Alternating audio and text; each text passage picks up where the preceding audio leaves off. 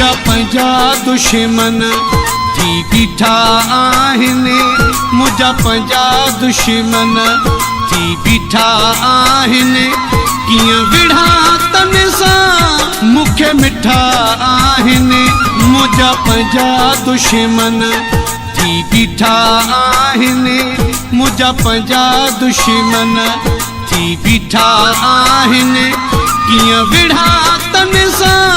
मूंखे मिठा आहिनि मुझा पंजा दुश्मन थी बीठा आहिनि मुझा पंजा दुश्मन।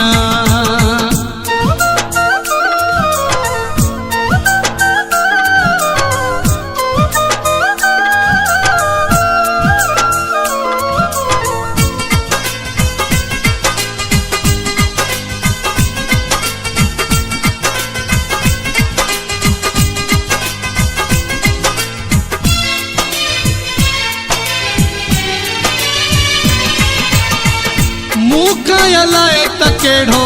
कसूर थी वियो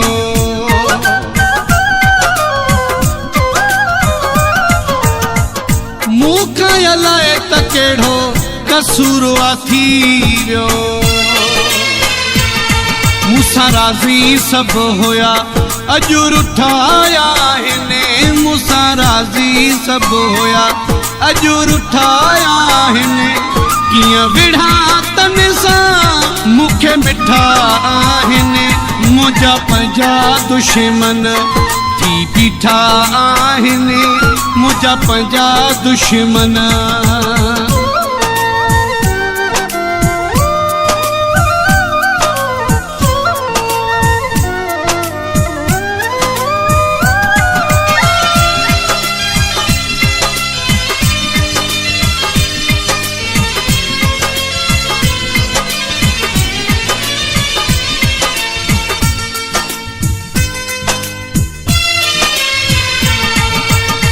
मूंखे ॾिसो अॼु उहे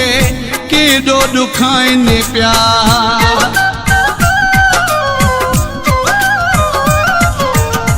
मूंखे ॾिसो अॼु उहे केॾो ॾुखाइनि पिया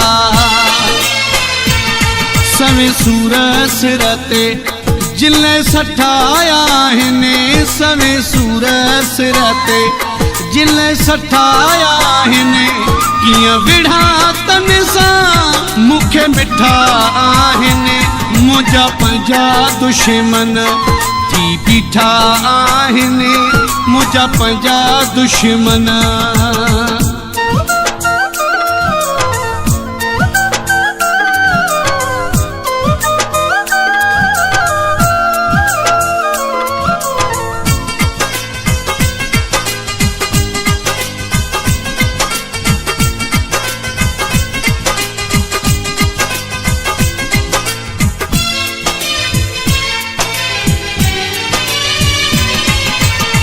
धनी बख्श शहाणी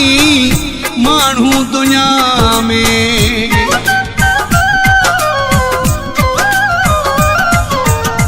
धनी बख्श शहाणी माण्हू दुनिया में अहिड़ा पक्का दिल जा मूं न ॾिठा आहिनि अहिड़ा पक्का दिल जा मूं न ॾिठा आहिनि कियां विढ़ा तन सां मूंखे मिठा आहिनि मुझा पंजा दुश्मन थी बीठा आहिनि मुझा पंजा दुश्मन थी बीठा आहिनि कियां विढ़ा तन सां मूंखे मिठा आहिनि मुझा पंजा दुश्मन थी बीठा आहिनि मुझा पंजा दुश्मन।